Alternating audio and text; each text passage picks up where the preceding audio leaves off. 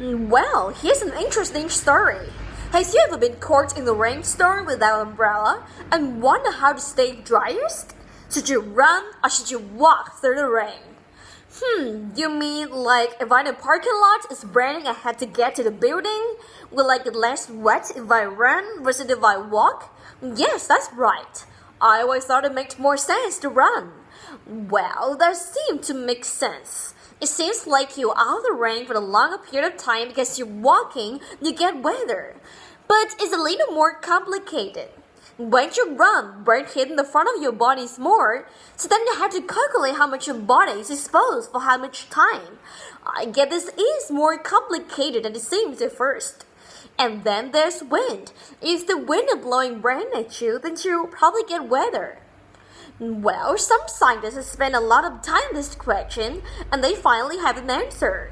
If you run in light rain without a lot of wind, you stay 16% drier. Only 16%? I expected more benefit. Maybe it's worth it for the running. Maybe not. But it's more benefit to running if it's a heavy rain, especially with a lot of wind. In those conditions, you stay 40 to 44% drier as you run. Okay, that's better, so it's worth running when it's windy. Yes, when the rain is heavy. What I want to know is, how did they do this research? Well, at first it is an equation to calculate different conditions of the rainstorm. Scientists worked it out mathematically. But then two scientists in North Carolina decided to actually do the experiment.